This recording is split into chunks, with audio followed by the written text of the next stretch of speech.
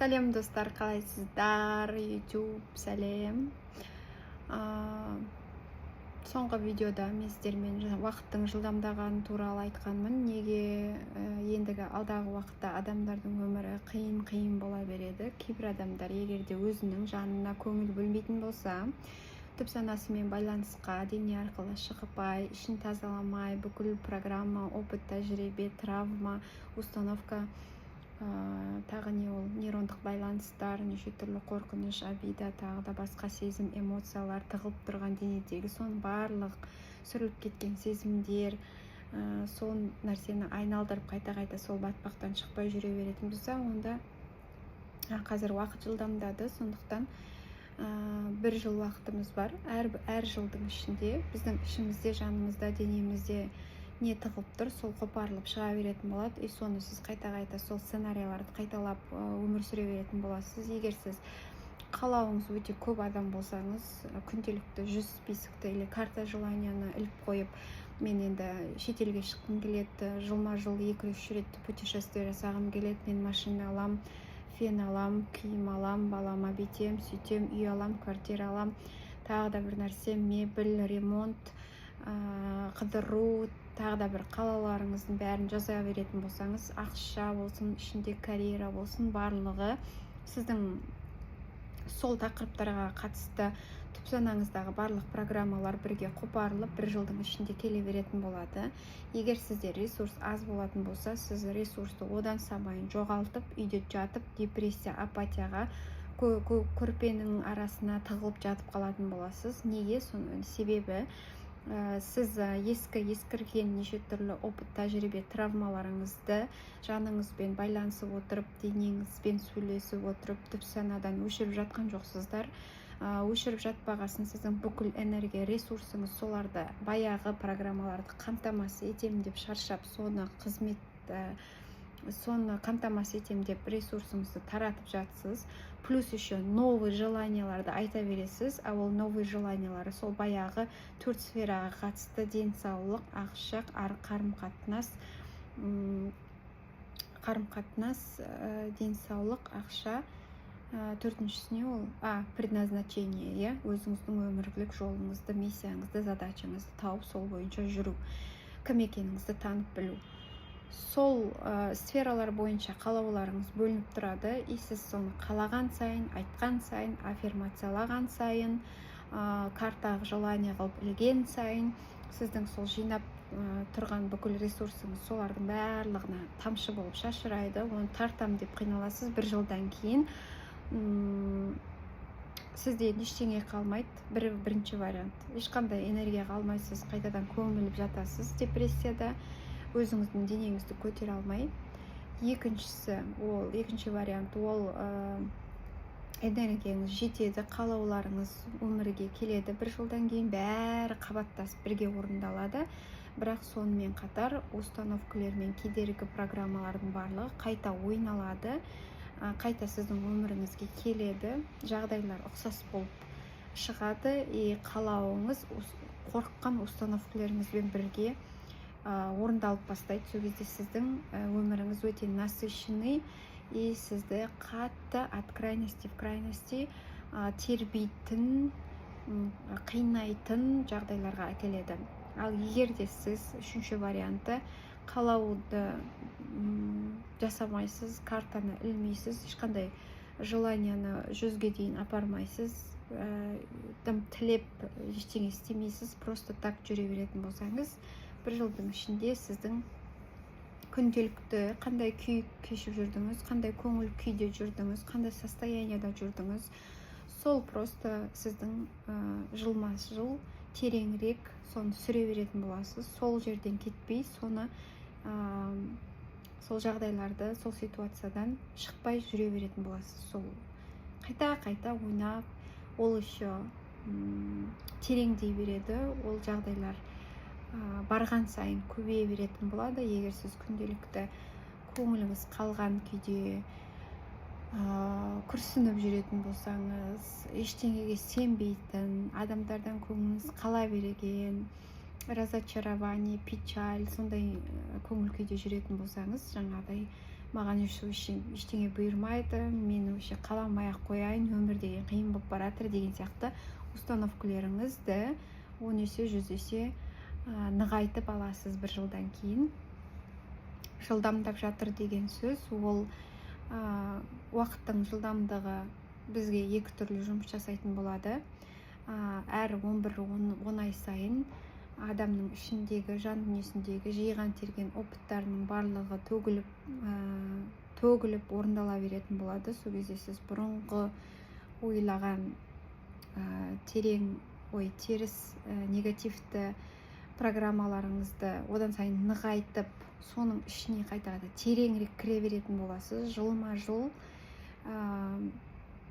ары қарата жаңағы бағытыңыз теріс жаққа қарата, өміріңіз қиын жағына қарата бұрыла беретін болады. Екінші вариант, жылдамдаған сайын уақыттың, сіз егер осы бір жылдың ішінде көп негативті программаны өшіріп үлгеріп отыратын болсаңыз, қорқыныштарыңызды, тревога, уайым, реніш, эмоциялар, неше түрлі сезім, травма, сүріліп кеткен эмоциялар, агрессия тығып алған бүкіл денеңізге, ауру қылып алған, бір жеріңізді ауыртып отқан сезімдер, эмоциялар тығылып қалады. Барлық бөлшегіңізде, барлық клеткаңызде сыймай. Сол одан самайын ушықпас үшін сіз соның барлығын өшіріп, келген тәжірибе, опыттарыңызды өшіріп, жаныңызға тапсырып, өшіріп, ары қарата түпсаналы түрде соның бәрін тазалап, жіберетін жерге жіберіп, проработканы жасап отырсаңыз, қалауыңызды жазасыз, көп емес. Сабырмен мысалы бір-екеуін таңдап алып, приоритетті, сосын сол бір-екеуінің ішінде мен осы қалауымның арасындағы программалардың азаюына өстіп проработка жасасаңыз, онда сіз бір жылдың ішінде өміріңіз басқа бағытқа бұрылады. Басқа бағытта жақсы жағына қарата нығаяды. Сосын сіз жаңағы батпақтан шығасыз. Жылма-жыл өміріңіз өзгере бастайды. Жақсы жағына қарата, энергия, ресурс жағына қарата. Ештеңе істемейтін болсаңыз, өшірмейтін болсаңыз, кете бересіз. Сол баяғы не тығып қойдыңыз, соған ауру болса ауру шығады, жоқшылық болса жоқшылық, уайым болса уайым. Егер де проработканы жасамай, денеңізбен байланыс бүтінделмей, сана мен түпсананы анықтамасаңыз, онда осы уақыттың жылдамдығы сіздің өміріңіздің бәрін парша-паршасын шығарады. Бәрі сіздің қолыңызда. Қазір мен соны тегін айтып отырмын. Бұрын-соңды мен разборларда осының бәрін түсіндіретін едім. Енді жеке разборға келуіңізге болады, проработка жасауыңызға болады, бірақ бұрын мен сабақты да сататынмын. Қазір мен сабақтардың барлығын осылай түсіндіріп, аждағаттайын, елге өзімнің пайдам тисін, біліміммен бөлісейін деп шешім қабылдадым. Сондықтан мен сіздермен бөлісемін. Менімен бірге болыңыздар, подписка жасаңыздар, келіңіздер, тыңдаңыздар, бар білгеніммен бөлісемін. Осыған дейін видеода мен бұл жолға қалай келгенімді айтқым келеді. Мен өзім практикпін. Мен эксперимент проработкаларын тек өзіме ғана жасаймын. Өзімнің результаттарымен ғана бөлісемін. Клиенттерім қарсы емес болса ғана солардың результаттарымен бөлісемін. Мен қалай келдім, бір видео роликтерім бар. Түпсанамен жұмыс арқылы мынадай нәтижелерге жеттім деген неше түрлі видео роликтерім бар. Соларды қараңыздар. Мен қазір отырған жерім, қазіргі состоянием, қазіргі менің жағдайым барлығы осы проработкаларымның арқасында. Көңілім тоқ, бірақ әлде де жұмыс жасап жатырмын. Бірнеше экспериментті қазір жасап жатырмын. Өзіме қатысты нәтижесіне жеткеннен кейін сіздермен бөлісемін.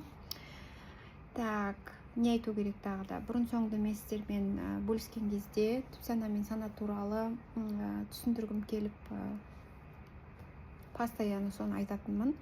Сана деген бізде тағы да айтып кететін болсақ, ол біздің наблюдатель. Сана деген сознание, сознательно біздер түпсанамызды, подсознаниемізді контролировать етіп, организовать етіп, анализдеп, ішінде не бар не жоқ соның барлығын қарастырып, тазалап, жіберетін нәрсенің бәрін жіберіп, уже сүріліп кеткен заттың сценарийдің бәрін өшіріп, сүріліп кеткен сезімдер мен эмоциялар денеге тықпай, денемізді емдеп, самоисцелениемен өзіңізді емдеп алуыңызға болады. Неше түрлі диагноздарды мен өзім проработкаммен өзімді емдеп алған жағдайым бар тоже.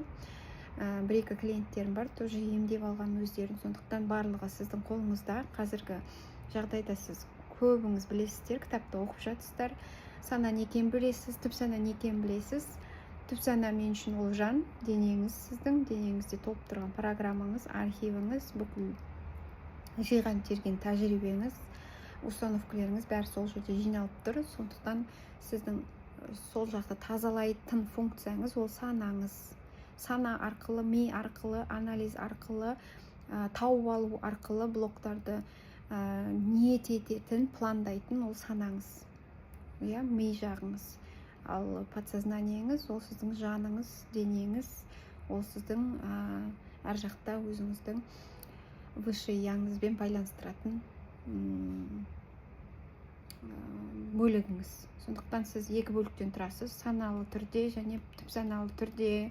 Сол екеуі бірігу керек, сол екеуі біртінделу керек. Сол жақтан сіз саналы түрде сөйлесіп отырып, денеңізбен жауапқа, байланысқа шығасыз, ол сізбен сөйлеседі, ол сіздің түп санаңыз, ол сіздің өзіңіздің екінші бөлігіңіз, ол сіздің жаныңыз. Сондықтан сіз сәлем, менің түп санам, жаным, менімен бірге жұмыс жасауға дайынсың ба деген кезде дене сізге иә, жоқ деп жауап береді. Оның барлығын қазір адамдар біледі. Сондықтан жылдамдап бастаңыз, проработканы. Қазір уақыт келді, уақыт жылдам өтіп жатыр. Сондықтан қазір сіз бұндай темаларға көңіл бөлу керексіз. Уже все. Қазір деген барлығы теріс, іштегі былықтың бәрі шығып жатқан жағдайдың кезі. Жылма жыл қанша жерден тығып, қанша жерден жасырып, қанша жерден өтірік программа, бұрынғы негативті программа, обида, өкпе, қорқыныштар тықсаңыз да, олар деген шыға беретін болады. Ешқандай кедергісіз, жаңағыдай қаласаңыз 100 тізім жазып, желание орындағыңыз келіп, плакат іліп деген сияқты сөйтіп қалай берсеңіз де, бәрі жақсы болса екен, бәрі жақсы болса екен, мен ақша табатын болсам екен, менің жұмысым болса екен, менің үйім болса екен деп қалай беретін болсаңыз, сол жақта сол темаға байланысты бүкіл программа установкалеріңіз тазартпасаңыз, шығып сіздің мазаңызды алады, өміріңізді бытшын шығарады, сіздің нервіңізден нерві қалдырмайды, потом қайтадан шығып алып, қайтадан кіріп алады. Сондықтан өтініш, көңіл бөліңіз, уақыт келді. Өзіңіздің таңдау құқығыңыз бар ғой. Мен оған ешқандай не істей алмаймын, заставлять ете алмаймын, бірақ егер мені естіп қалып отырсаңыз, пожалуйста, бұл сізге белгі. 2017-тен бастап қандай кітаптарды оқып, не істегеннің барлығын сіздермен бөлістім мен. Егер қызық болса, мен видеоларымды қарап шығыңыздар. Содан кейін мен MasterKit деген инструмент болды. Соны мен алып кезінде жұмыс жасағам. Тоже ол қазір компания жұмыс жасамай қалды. Ол компанияны шашырап кетті бәрі, потому что адамдар оны ақша жағына қарата келістіре алмай, жаңағыдай маркетинг жағын келістіре алмай, команда жағын келістіре алмай сөйтіп кетті. Сондықтан олар қазір MasterKit деген бұрын соңды болған. Мен сол бойынша да видеоларым бар, астында қарасаңыздар. Ол приложение болып шықты. Ол деген сол сознательно, саналы түрде түп сананы реттеп тазарту жолындағы приложение болып шығып жүрді. Оның ішінде неше түрлі инструменттер болды, оның өзінің ақысы болды. Ол жерде менде сертификат болды, адамдарды консультациямен өткізе алып, сол жұмыстарды жүргізуге көмектесетін консультант болдым. Сол жерде содан кейін мен өзім көмектестім. Одан кейін мен MasterKit компаниясы уже қазір рынокта жоқ. Оның өзінің жаңағы Дарья Трутнева деген өзі коуч болып, өзі жеке адамдарды қабылдап, сондай болып кетті. Сондықтан ол да бір тәжірибе ретінде, ол да бір прием ретінде мен соны да қолданамын. Я миксую сейчас все практикалардың барлығын байланыстырамын. Өзімнің маған жұмыс жасап жатқан, нәтиже әкеліп жатқан жағдайларының барлығын сізбен бөлісіп отырамын. Оның ішінде хопонопоно бар, оның ішінде неше түрлі медитациялар да бар. Өзім жасайтын медитацияны, бірақ мен андай особо фанаттық болып жасамаймын. Керек кезде ғана дыхательный практикалар бар, оның ішінде поклонение да бар, оның ішінде жазып жасайтын да неше түрлі практикалар бар. Хопонопоно айттым да, и мастеркиттегі каркастарды да қолданамын. Сондықтан мен қазір практикпін, мен психолог емеспін. Психологқа бұйыртса мен оқуға түсемін, бірақ қазір емес, оның уақыты келмеген сияқты. Сондықтан пока что я практик, который делится своим навыками. Короче, мен не білемін, не қолданып жүрмін, мен не істеп жүрмін, өзімнің нәтижелеріме қалай жетіп жатырмын, соны бөлсем. И сол практиканы қолданып отырғанның арқасында неше түрлі инсайттар келіп жатыр, неше түрлі белгілер. Мен қазір денем 1 секундта ғана тез жауап береді. Мен сіздерге байқатпай ақ сөйлесе аламын, уже сол деңгейге жеттім. Айналамда адам көп болса да сөйлесіп отырғанды ешкім байқамайтындай қылтып сөйлесу дәрежесіне дейін жеттім. Сосын ол проработкалерді қайсысын мен қай темаларды жөндеп жасадым, сонымен алдағы уақытта бөлсемін. Жертва ролін бітірдім, спасатель ролін бітірдім, контролер роль тиранды бітірдім. Оның барлығы біткеннен кейін қандай өзгерістер келді, тоже оның барлығын бөлсемін.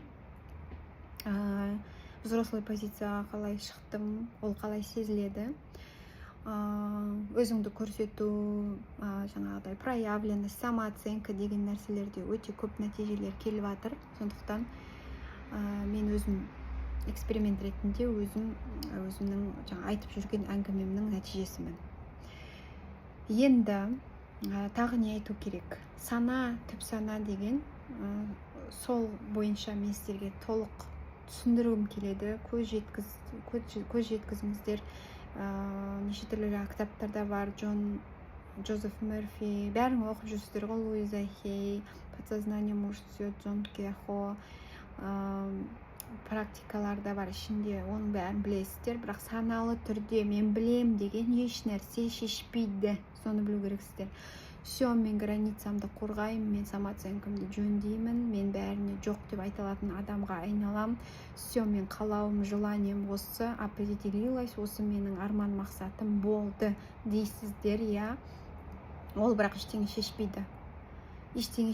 Егер де сіз саналы түрде бір қалауыңызды жаздыңыз ба, соны да конца бітіру керек. Оны да конца бітіру үшін түп саналы түрде түп санаңызбен байланысасыз да, айда ішін тазартасыз, жаныңыздан сұрайсыз, не бар, қандай, неше установка кетірген кезде, мысалы қаншасы кетті, бітті ма, біткен жоқ па, барлығын тазартып отырасыз. Байланысып отырып, байланыс жоқ па, сіз қанша жерден мына жерде қалауыңызды айтсаңыз да, ресурс келмейді, энергия болмайды, апатия, депрессия болады. Жылма-жыл уақыт жылдамдаған сайын сіз ертең көрпенің астына жатасыз, бостан-бос қиналып, потому что ресурс болмай қалады. Сондықтан достар, пожалуйста, естіңіздер, давайте, көңіл бөліңіздер. Ауырып жүрсеңіз, ауырды емдеуге болады. Ақшасыз жүрсеңіз, түп сананы тексеріп шығу керек, сізге саналы түрде байланысқа шығу керек. Не болып жатыр? Қандай эмоциялар сіздің бәрін бытшын шығарып бермей тұр? Благоны, берекені неге бермей тұр? Не болып жатыр іште? Қандай травмаларды әлі салпылдатып ұстап жүрсіңіздер? Қандай сезім, эмоцияларды бостан-бос бір жеріңізге түйіп алып отырсыз? Бізде білесіздер, эмоция, сезімдер 20 түрлері бар. Не тек қана реніш емес, тек қана қорқыныш емес, там басқа да оттенкілері бар, неше түрлі да. Соның барлығына көңіл бөліңіз. Треугольник Карпманына өшіру керексіз. Тиран болмау керексіз. Ролінен шығыңыз, ойнамаңыз уже. Нервін бәрін құртап, кассет құсап ойнай бересіз. Сценарийдан шықпайсыз. Батпақтан шығу керексіздер. Жертва ролінен шығыңыздар. Жертва ролі бүкіл самооценканы бытшын шығарады. Ешқандай алдыға ештеңе, бүкіл ана энергияңызды сорады, дымын қалдырмай тастайды. Бүкіл жертва ролінің установкаларының саны өте көп. Ол сізге 7 установка, 10 установка емес.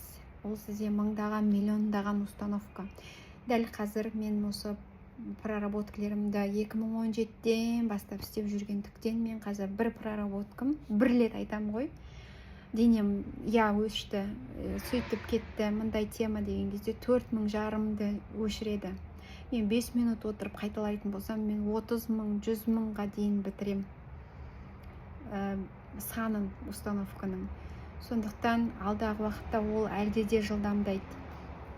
Сіздер, например, 5 установка бар, соны мен енді осы бір аптада өшіріп көрейін енді, ал не болады екен деп жалтақтамаңыз, өйтіп ойламаңыз. Сізге жылдамдықты көбейту керек, проработканы тазалау жылдамдығын көбейту керек, установканың санының өшіретін күшіңізді көбейту керек, өзіңізге ресурсты қайтару керексіз, жіберу керексіз ана жаққа бүкіл опытты, кассеттердің бәрін өшіріп сыяққа жіберу керексіз, неше түрлі тәжірибелеріңізді денеңізден алып тастаңыз, неше түрлі тығылып тұрған теріс эмоцияларыңыз, сол кезде ауырмайсыз, сол кезде денеңіз жас көрінеді, жақсы сезініп жүресіз, жұмысыңызда береке болады, келген доходтарыңызда береке болады. Давайте, достар, проработка бірге жасайық. Қалай денемен сөйлесем дейтін болсаңыз, жазыңыздар комментарияда, директке жазыңыздар. Мен инстаграм парақшам бар, прямой эфирлерге бұйыртса шығып отыратын болам. Уақыт келді деп ойлаймын. Тағы не айтайын, түп сананы айттым. Осы жарайды деп ойлаймын. Қазір енді көп сөйлеп кеттім. Қош келдіңіздер. YouTube каналына қосылыңыздар, бөлісіңіздер, достарыңызбен бөлісіңіздер, жақындарыңызбен бөлісіңіздер. Бірге проработка жасаймыз. Бұрын соңды мен оны жабық парақшада сатып қана айтатын болатынмын. Қазір мен көргім келмейді адамдардың қиналып жүргенін. Істеп тастау керек шаруалар оңай, негізінде оңай, өшіру барлығы үйреніп алсаңыз болды. Сондықтан мен сонымен бөліскім келеді. Көріскенше сау саламатта болыңыздар. Күтемін. Келесіде көріскенше.